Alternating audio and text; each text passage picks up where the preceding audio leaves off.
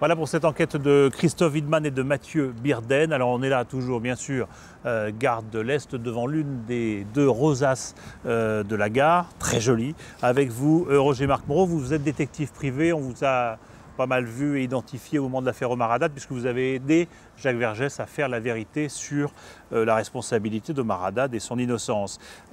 C'est assez troublant cette histoire. Hein. Oui, il y a forcément de l'inquiétude, car ce n'est pas une démarche tout à fait normale que de prendre la fuite comme ça en avant, de disparaître, de ne pas vouloir se confronter à la réalité en quelque sorte. Est-ce que vous êtes souvent amené à traiter ce genre d'affaires? Parce qu'on a vu avec les policiers que quand il s'agit d'adultes qui disparaissent volontairement, il n'y a pas de véritable enquête sur ces affaires-là. Voilà, lorsqu'il n'y a pas lorsqu'on ne suppose pas l'existence d'un crime ou d'un accident, les services de police et de gendarmerie, pour des raisons à la fois légales et des raisons matérielles, ne peuvent pas faire d'enquête approfondie. Vous faites ce que l'on appelle une recherche d'intérêt des familles, c'est-à-dire qu'ils se contentent de collationner éventuellement des informations dans les hôpitaux, premièrement, et deuxièmement, à l'occasion d'un contrôle, par exemple, sur la route, on va vérifier si la personne ne figure pas sur le fichier des personnes recherchées. Et si on retrouve les personnes, on va leur demander, voulez-vous communiquer à la famille qui s'intéresse à vous, qui vous recherche, qui est inquiète, voulez-vous communiquer vos coordonnées? Bon, ça s'arrête là. Alors, du coup, dans quelles circonstances est-ce que dans ce cas-là, les familles viennent vous voir?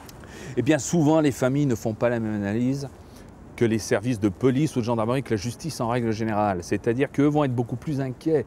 Ils vont penser que cette disparition n'est pas normale, qu'elle est inquiétante, même si elle ne l'est pas sur le plan administratif. Ce n'est pas parce que la personne est majeure, même si elle a la liberté d'aller, de venir, de circuler librement, les familles vont penser, eux, que ce n'est pas normal. On ne laisse pas tomber son travail ou ses études pour disparaître, souvent sans argent. On va forcément se trouver, lorsqu'il s'agit de jeunes en danger, confrontés à des problèmes de prostitution ou parfois de toxicomanie. Et c'est encore plus vrai, j'imagine, pour les adolescents en fugue. À partir du moment où un adolescent effectivement quitte le domicile de cette façon-là, il est en danger. Il est en danger. Donc il est tout à fait légitime et normal. Et vous savez, il est en danger même s'il a plus de 18 ans. Il peut avoir 19 ans, 20 ans ou même 25 ans. Souvent, les parents sont dans l'angoisse la plus profonde et vont tout faire pour retrouver leur enfant parce qu'ils savent que ça risque de mal tourner. Mais vous les retrouvez, vous avez quoi comme moyen d'investigation? Parce que lorsqu'il s'agit de disparition volontaire, la plupart du temps, on retrouve les personnes. Car forcément, on a besoin d'argent. Souvent, on s'est confié aux plus proches. On va faire des appels à témoins. Je travaille beaucoup avec la presse dans ce genre d'affaires. Et donc, on va retrouver les personnes, les fugueurs, dans la majorité des cas. Assez facilement? Assez facilement. Dans des délais Dans des délais assez raisonnables. Dans la majorité des cas.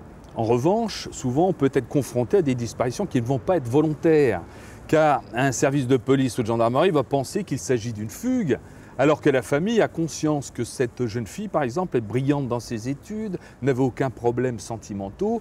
Et il ne s'agit pas pour la famille, forcément, d'une disparition volontaire. Ça vous est arrivé, ça? Ça m'est arrivé à de nombreuses reprises. Ce qu'on considérait comme une disparition volontaire n'en était pas une du tout et c'était quelque chose de criminel. Tout à fait. Ah bon? À plusieurs reprises. L'affaire Tatiana, qui avait fait l'objet d'un... Les parents vont faire appel à moi, à l'époque, l'affaire avait fait l'objet d'un non-lieu. C'est-à-dire qu'on demandait à la famille de passer leur fille par perte et profit. La justice arrêtait toute enquête. Donc ils n'avaient pas d'autre moyen que de faire appel à une agence de recherche privée. Mais faire appel à vous, c'est cher. C'est un gros budget pour des familles comme ça qui sont en détresse. Cela va dépendre du temps que cela va durer.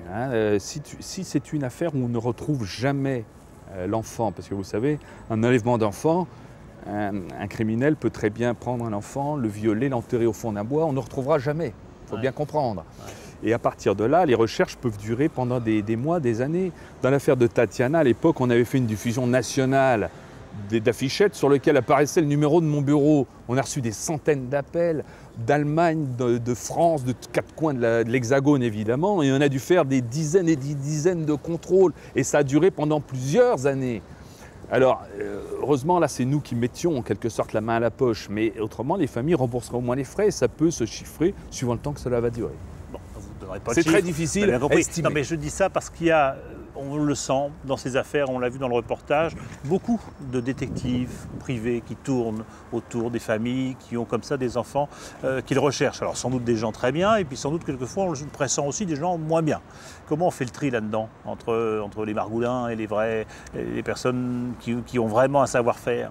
Bon, vous savez, maintenant c'est une profession extrêmement encadrée, très, très réglementée. Depuis l'année 2003, il y a une nouvelle législation, un décret d'application en 2005 qui fait que maintenant pour exercer cette profession, il faut obtenir un agrément préfectoral, il faut répondre à des critères de moralité extrêmement approfondis et troisièmement à une certaine compétence qui doit être apportée par un diplôme d'État. Vous-même, vous avez des confrères, des collègues, vous me disiez que des fois, les gens sont inquiets, ils sont vulnérables, ils sont sensibles. Quand on leur dit « je vais retrouver votre fille », ils sont prêts à tout sacrifier pour ça. Voilà, ce qu'il faut se méfier, c'est des personnes qui vont promettre forcément de retrouver d'abord l'enfant. Lorsqu'il s'agit d'une disparition inquiétante, dans la majorité des cas, on ne peut absolument pas penser qu'on va retrouver l'enfant. Deuxièmement, il faut faire le bon diagnostic. Si l'enfant a disparu dans telle ou telle circonstance, on va plutôt se diriger vers une hypothèse criminelle. Il ne faut pas laisser l'espoir fou aux parents qu'on va retrouver l'enfant. Évidemment, mais des personnes qui... Vous osez dire, d'après, j'ai l'impression que... Jamais, au contraire. Et par conséquent, si ces parents se tournent auprès de certains de mes confrères qui vont leur dire « mais non, mais votre enfant, moi je vais le retrouver dans 15 jours, je pense que je vais le retrouver en Suisse ou ailleurs », eh bien c'est là effectivement qu'ils sont porteurs d'illusions. Merci. Merci beaucoup. Je vais donner 2-3 livres, tiens, qui nous ont aidés à préparer cette émission. Alors il y a celui d'Hubert Prolongeau, qui est un journaliste du Nouvel Obs et du Monde diplomatique, parti sans laisser d'adresse. Ça c'est un classique avec des témoignages effectivement de gens qui ont vécu ce genre d'aventure. Ce guide qui vient de sortir de recherche des personnes disparues de Gérard Desmarais, qui peut être intéressant pour les parents qui ne savent pas effectivement comment tout ça fonctionne, à qui s'adresser. Je voudrais aussi vous montrer, parce que je l'ai fait depuis le début de l'émission, vous montrer encore une photo, une histoire que vous avez suivie pour partie à un moment donné. C'est la photo de Céline Valin. Cécile Valin, pardon, elle a disparu le 8 juin 1997, elle avait 17 ans, ça fait donc environ 9 ans. Je la montre parce que j'ai eu son père au téléphone, j'ai promis de la montrer, ça fait aussi partie de ces cas sur lesquels on s'interroge toujours. Voilà. Un mot aussi sur d'autres disparitions, parce qu'il y a celle-ci, il y en a encore d'autres, d'autres disparitions et d'autres souffrances. Je voulais quand même vous citer le cas de Céline Henry. Vous savez, c'est cette jeune fille de 33 ans qui a disparu du côté du Népal le 3 septembre alors qu'elle participait à une mission humanitaire. Et puis un voyage humanitaire, on ne sait pas ce qu'elle est devenue. Son frère s'est rendu en vain sur place. Et puis un mot sur Fred Nérac quand même, parce que c'est un journaliste français, qui travaillait pour ITN au moment de la guerre en Irak. Il a disparu au sens où on n'a pas retrouvé son corps. On suppose qu'il est mort au cours des affrontements, mais ses parents attendent toujours qu'on retrouve éventuellement son corps. Voilà. Je vous signale bien sûr que vous disposez de notre site internet pour nous faire part de vos remarques, de vos suggestions. Je voudrais remercier tous ceux qui nous ont aidés à préparer cette émission, qui n'a pas été toujours facile. Remercier aussi la SNCF et particulièrement ici à la gare de l'Est qui nous a accueillis gentiment. Remercier Jean-Bernard Schmitt, Philippe Pécoul, Philippe Lallemand qui a réalisé l'émission. Et puis vous dire que la semaine prochaine, vous retrouverez Yves Calvi avec Mots Croisés et que nous, dans 15 jours, on va parler du sort et de la responsabilité des juges. On reste dans le judiciaire avec l'affaire Outreau qui, vous le savez, dont les auditions ont commencé à l'Assemblée. Faut-il sanctionner les juges? Faut-il les juger eux-mêmes? Faut-il qu'ils soient responsables de leurs propres actes? Eh bien, ça fera partie des questions qu'on se posera dans 15 jours. Voilà, la soirée n'est pas finie bien sûr sur France 2, je vous laisse avec le journal et je vous dis à dans 15 jours.